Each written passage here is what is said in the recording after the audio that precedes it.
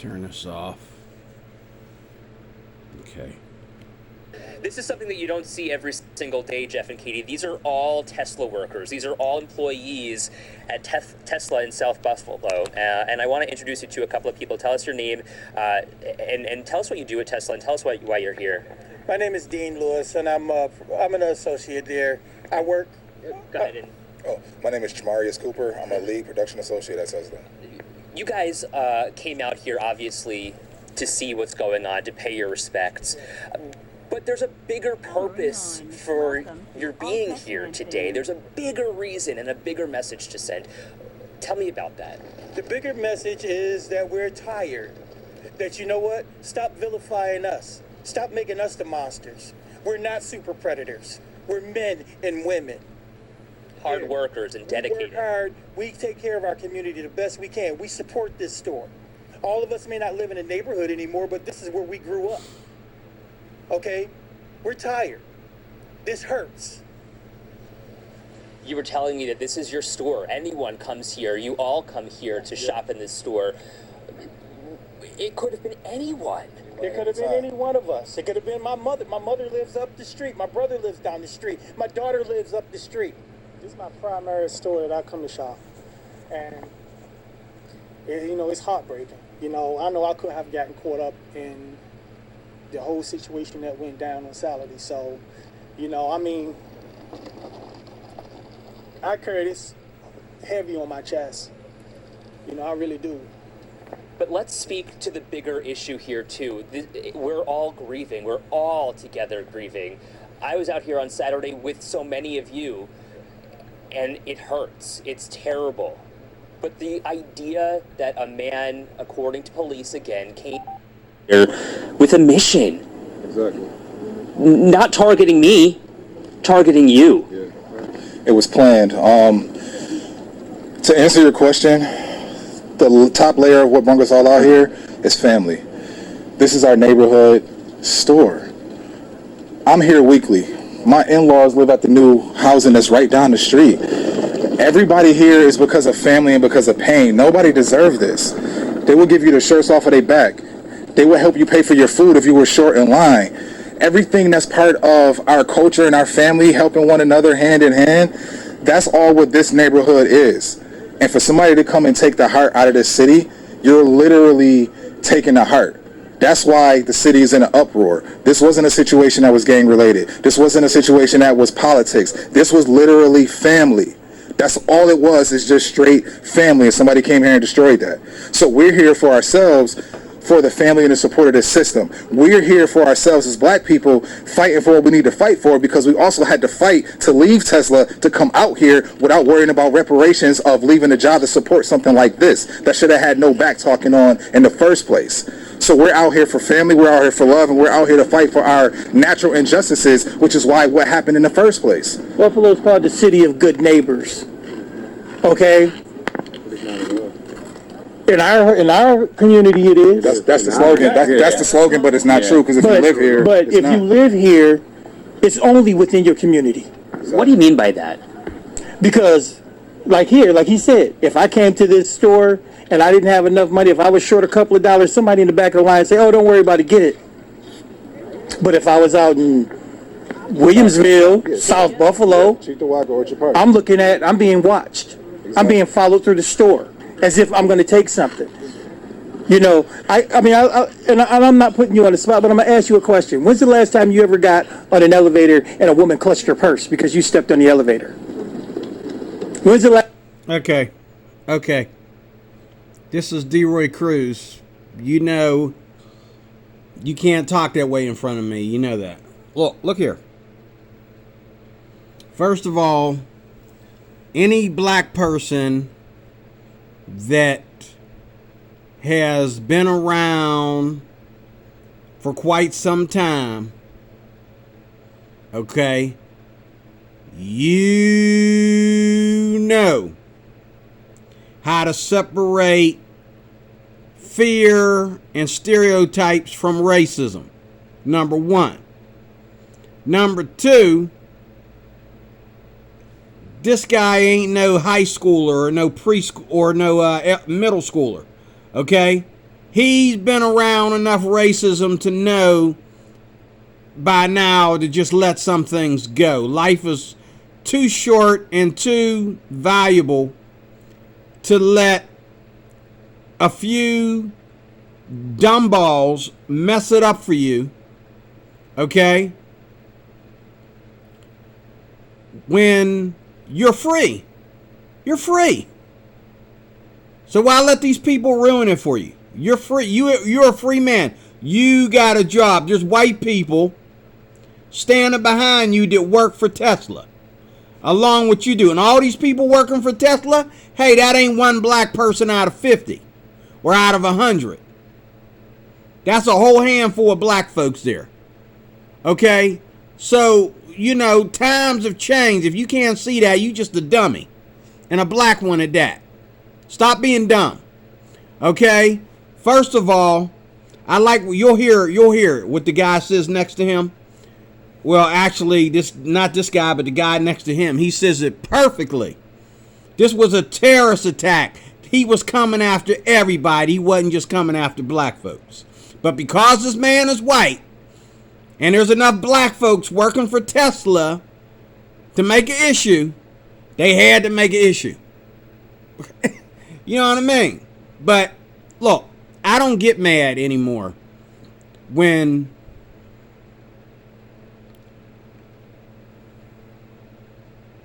I don't get mad anymore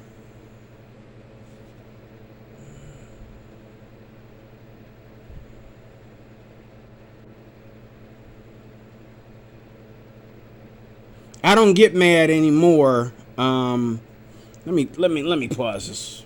Let me turn this off. It's very distracting. I don't get mad anymore when people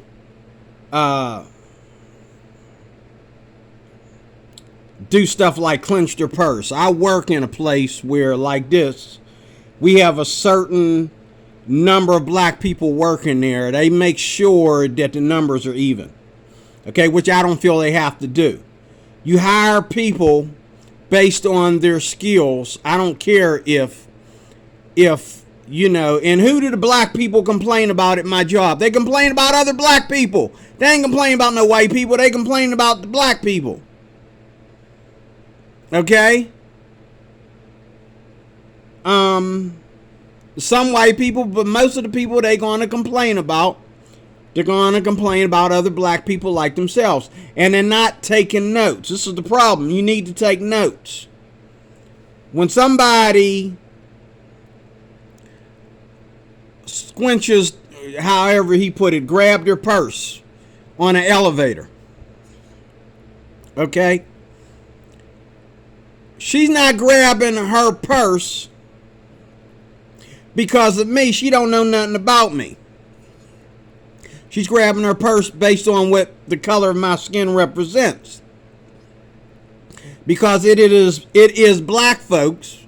It is your sons and daughters and your cousins, okay, that are out there doing crazy things that are making white people afraid of you.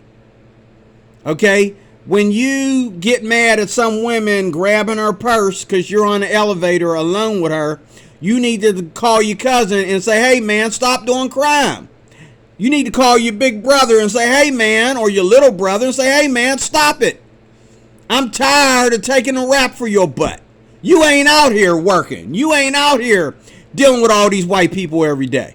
You need to stop doing your crime, brother. You know good and well that every one of us got brothers and sisters and cousins that are out there doing this crap. You know that. Okay? Don't make it about you. Make it about them. Let them take the blame for it. But let's not keep acting like black is not an issue. Because it is. It's the biggest F up in America, bro. And I'm black and I'm not ashamed to say it. If I was white, I'd feel the same way. Black people are the biggest F-ups in America. Not you in particular, but your cousin, your little brother, your ex-wife, your children. Okay? I'm dealing with a case right now at my job where we got these kids sneaking in. I ain't never seen nobody do this to their white kids. Not around here anyway. But we got kids coming in there 2, 3 o'clock, 4 o'clock in the morning. Mugging people. Okay? And they only, 13, between the ages of 13 and 17. Out there mugging people. And then when one of them shoot them, and God help me, I have no problem shooting them. When they get shot, somebody, oh my baby, oh my baby. Hey, where was you at 2 o'clock in the morning? You didn't care about your baby then. Your baby is out there having babies and mugging people at the same time. You didn't even know your baby was pregnant. You didn't know your baby just had an abortion. Oh, my baby, get the heck out of here. I don't want to hear nothing about black folks feeling inferior in this country. Because you are inferior. Not because of you. Let me say it again. Not because of you, but all of us got a cousin, a brother, a sister, even a mama, even a daddy that's out there doing the crap. And you know this. I don't want to hear it. Last time you've been followed through a store and asked, oh, can I help you? 15 times. Can I ask, what is that like? It's hell. And it's degrading. It's disrespectful. It's disrespectful. And that's what we want in the first place. I go to work every day. I don't ask anybody to do anything for me. I go to work. I take care of mine. But yet and still, I got to worry about where I walk, you know? Where you shop? Where I shop. Now let's talk about something even deeper. Over, you know, But also, white policeman, you have to be fair for your life. the fact that they, Hold up, bro. I don't know what. This is Buffalo, I guess.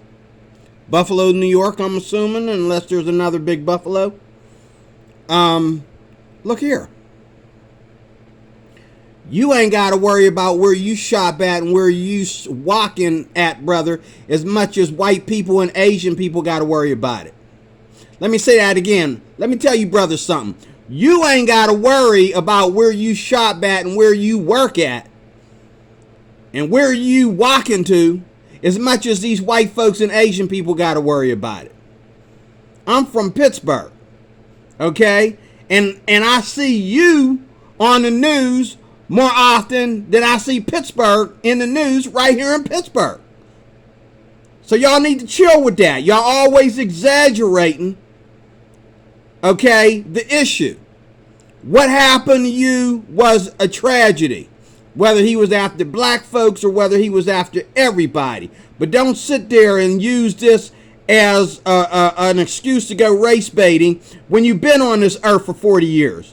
Don't do it, man. Don't do it. Don't make an ass out of yourself. God. Be fair for your life. they glossed over the fact that this was a white nationalist terrorist attack. It's not a hate crime. It's a terrorist Thank attack. you. And let's Thank you. focus on that. There it is. For some reason, they keep saying hate. There it is. Thank you, brother. Thank you. And that's what it was. You know, these other brothers, they want to put their race in the middle of it. He's telling you what it was. It was a terrorist attack. Stop trying to make everything a racial thing, a hate thing against us. It was a terrorist attack. He'd have shot you if you was white. Y'all need to stop with that. Crime. Yeah, we know they don't like black Look at them people. We looking at understand it. We understand the manifesto. But deep beneath it all is a terrorist domestic movement that they're doing. That's what we need to be focused on. They're targeting our people, our communities. That is the problem. Something we were born into. We didn't ask to be. We didn't ask to be black. Oh my God! Let me tell you something. Let me tell you something. How do you... Hold the F up. Oh, I want to cuss so bad. Look here. I asked to be black, okay? I'm proud to be black. If I woke up white, I'd shoot myself. I didn't ask to be black. This nigga right here, this is the kind of crap, okay, that makes me make, this is what makes my YouTube channel bull crap like this. I can't stand that kind of language. Can't stand, I'm proud to be black. Okay? This is why I get so angry with black people. Because I know we ain't like this because of the color of our skin. I know we're like this because we listen to lies. And we get all religious about our own skin color.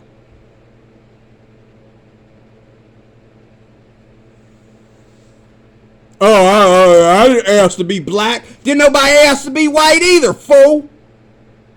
Didn't nobody ask to be any color that they are. What you gonna do? Go and shoot your parents for deciding to sleep with black? Oh God. Oh my God. Help me, Jesus. Help me, Lord. Oh God. Oh Lord. I'm about to say 100 cuss words and then shoot myself. Because oh my God. Oh, I didn't ask to be black. Oh my God.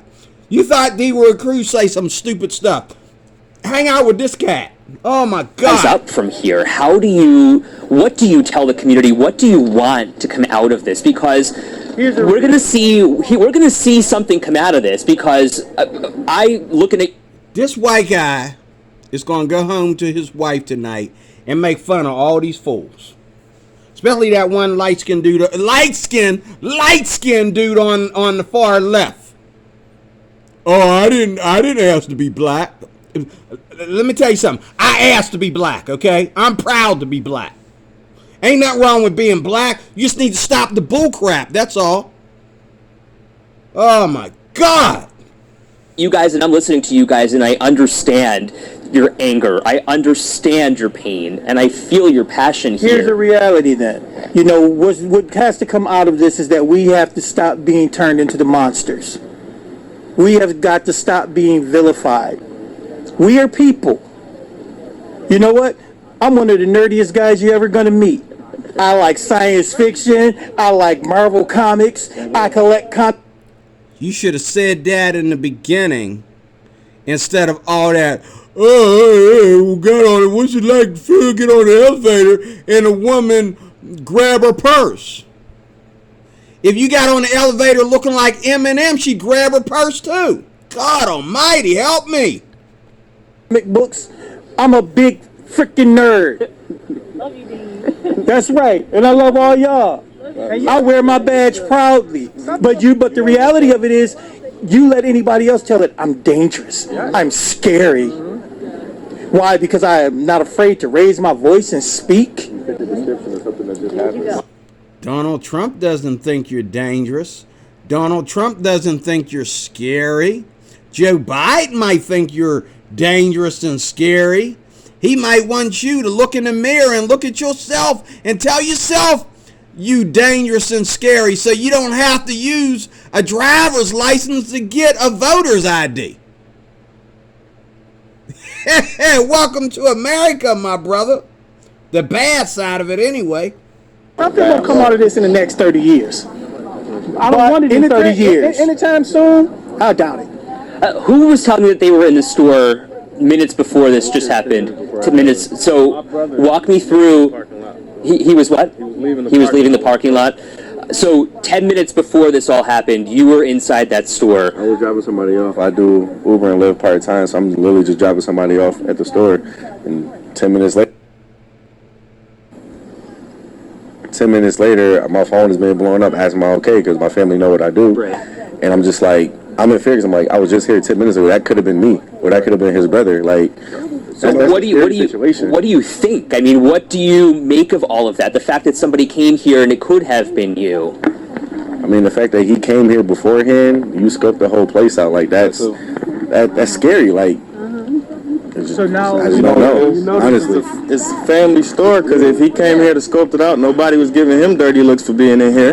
No. He's probably stuck out like a sore thumb. Nobody gave him dirty looks for being here. Didn't you say one of your friends bought him a Gatorade? Yeah, you know, we actually spoke with that man on the air. The fact that he even mentioned that he wanted to give him a hug because he felt my point, this is what we're trying to say. So now, Do we have to be on guard every time somebody unfamiliar is around? Do I have to be on guard every time I see a white man? Do I have to be on guard? Do I have to go back? Do I have to revert to my time when I was in the military? Do I got to revert to that place? I just don't understand, like, as in our race, why are we so stereotyped? Why are we so hated? But then when you look on television, of people's of other race, you have people like, want to get their lips done. You have you have other people like, of other race want to get their butt, all that past the surgery stuff. But we're so hate. If anybody has another side of what happened in Buffalo, let me know. Because these guys are all making it about, the one guy said it's a terrorist attack. But these guys, because I guess there's more black people than white living in that particular small area, part of that part of Buffalo. And they're probably seeing more black bodies than white bodies, so they just assumed that, but all the times that black folks went out there and had cops laying all over the ground dead and shooting cops in cars for fun and calling cops on the phone and having them come to a destination just to get killed, and they made sure they was killed. They made sure it got all over the news. You know what I'm saying? I mean, maybe we getting a taste of our own medicine. Because how often does the white man grab a automatic weapon and go crazy? Matter of fact, the last person that grabbed the automatic weapon and tried to kill everybody in the daggone subway was a black man. Or actually, I think he was Haitian or he was from another country, but he was brown like us. He looked like he was black. But anyway, that's another thing we need to be worried about too. These Haitian guys are off the hook, man. We gotta stop acting like they're okay, because they ain't. But anyway,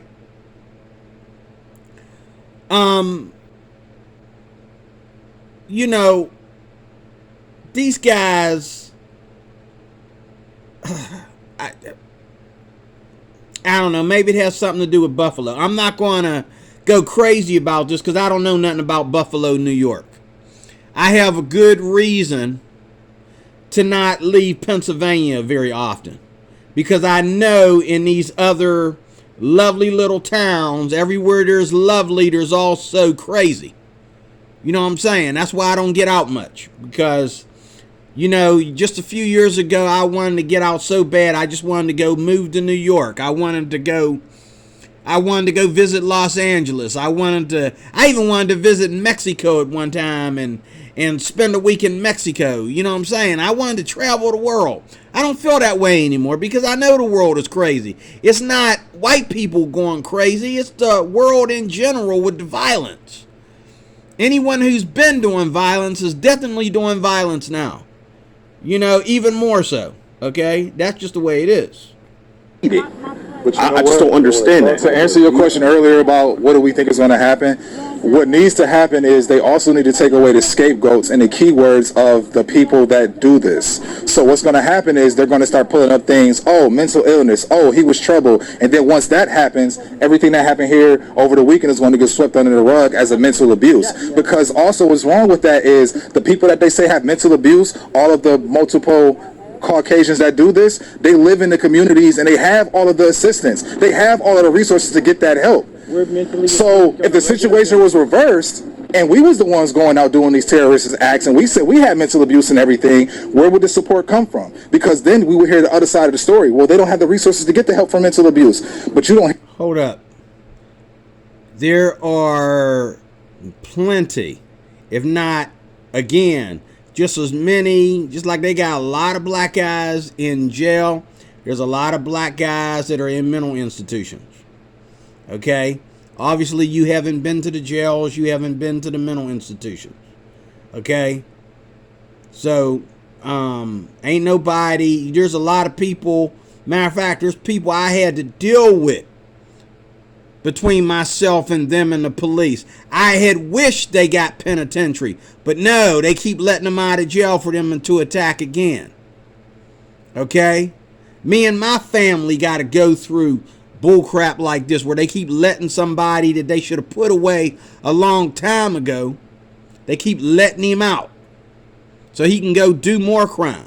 Instead of, the guy got all these cases against him, why don't you just lock him up for good and ain't nobody got to worry about him? But no, oh, well, he's from this area and he might be a little bit mentally ill. He wasn't so mentally ill that he didn't know how to knock on my door and start some crap. Okay? Yeah, he was so mentally ill, you know what I'm saying? He sure knew how to hide from the police for years. Okay? What are you talking about? Like, that's not even an issue. Just pray. Get together and call on the name of the Lord for your community and your people. And when I say your people, I mean all your people. Not just the black part of it, but all your people. Hear that excuse when they do it. It's just straight mental abuse and then it's swept under the rug. Take away the scapegoats, call it terrorism, call it murder what it is. Don't come out with all these laws and stipulations in the courtroom that we never heard of before to get this person off or get lesser time or not get put in general population because they know they're going to get taken out that way too. Stop doing that. Law is law. Stop coming up with new stuff on the back end. Stop bringing up the scapegoats. A lot of pain here, obviously. Here's one last thing I like to say, and this is the other thing. If you look at the optics, when you start looking at optics and you look at how things are described, he was an 18-year-old teenager. You understand? They want to take the onus from him being a grown man making a decision. That's not right. You got to remember the optics. When Mike Brown died, that was an 18-year-old man. Oh, here we go. When like all Philando these guys Castile were innocent. Come on, give me a break. Look, I agree with him though. I didn't know the dude was 18. I thought it was a grown behind man. He was only 18. Okay, I have a little mercy there. Like, okay, he's 18. He should be tried as an adult. I agree. But what I don't agree with is let's not act like he's 18. He's already done for. Like, you know what I'm saying? Like, I mean,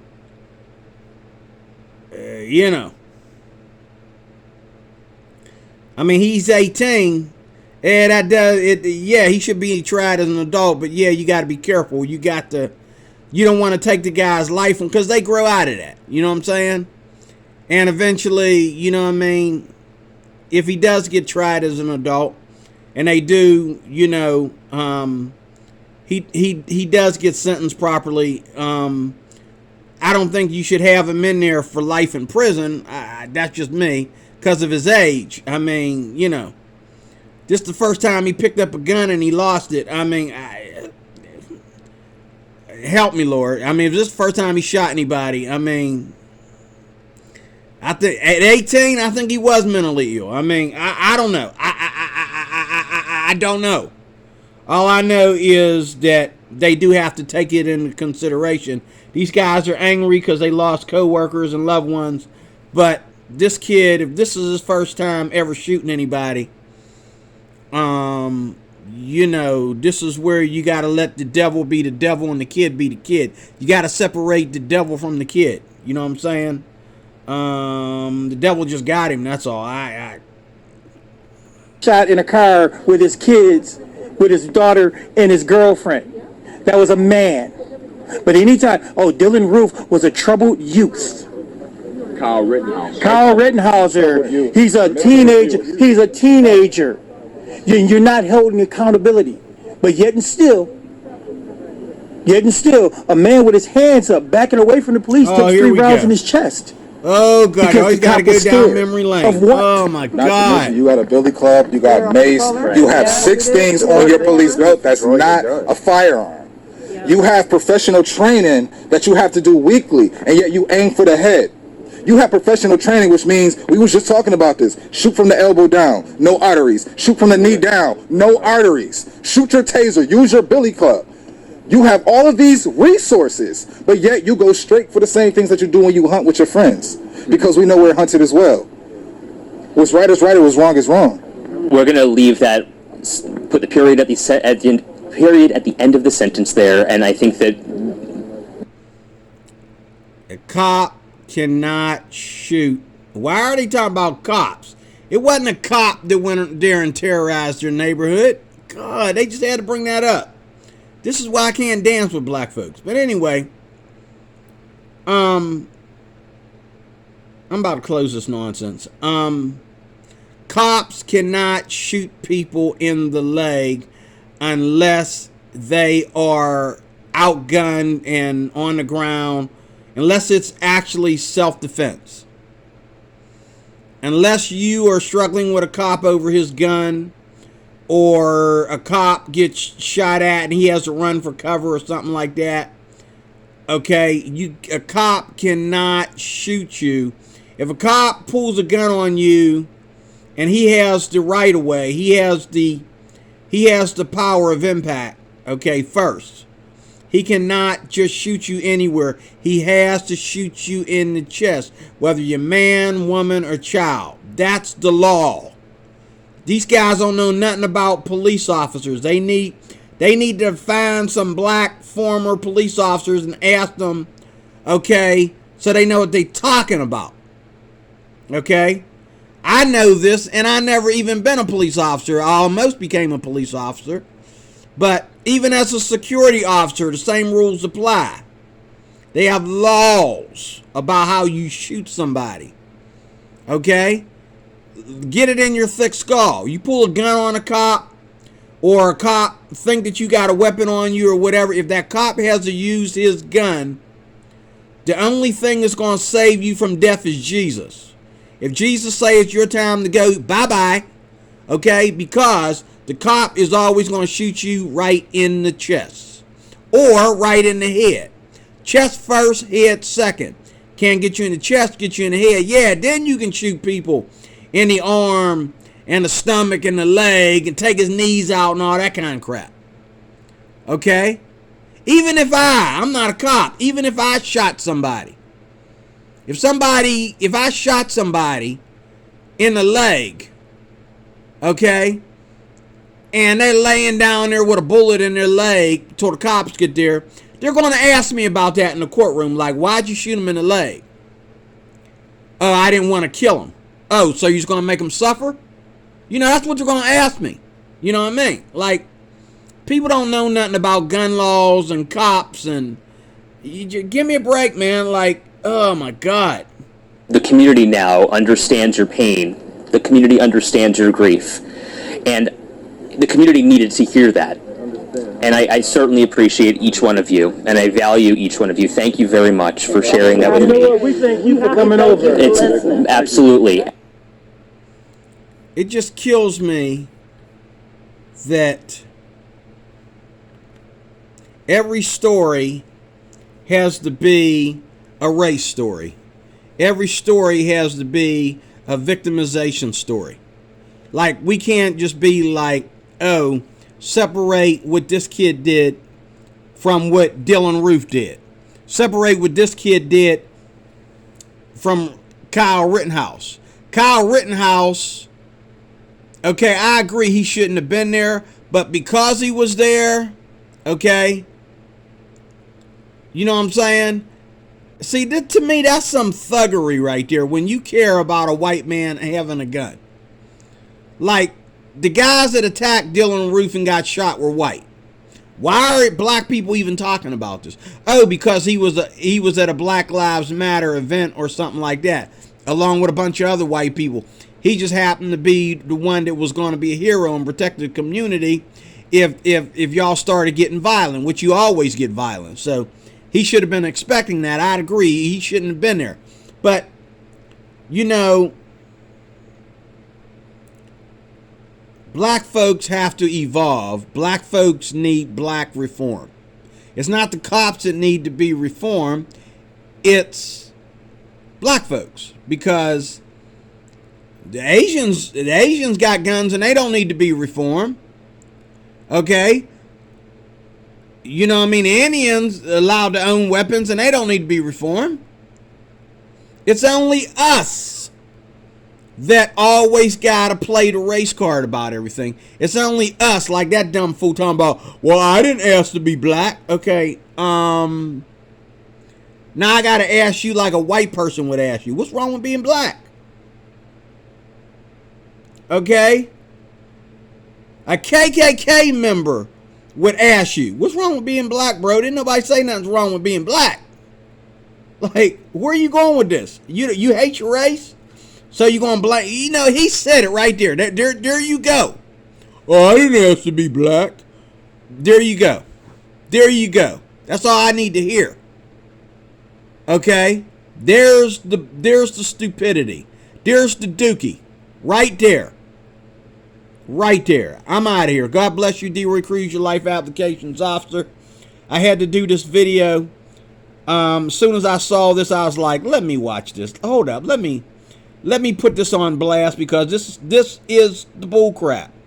Although I'm glad they told me a little bit about what's going on in Buffalo. I need to know more, because their side of the story, there's more to it than that. I can guarantee you there's more to the story than that. But I'm glad I learned something. I heard this earlier today. I heard Ling and Lamb talking about this situation in Buffalo. They just threw it in one of their sermons, you know. And I'm thinking, what happened in Buffalo? And then I saw this, you know. Anyway, I'm out of here. God bless you. Thank you for watching.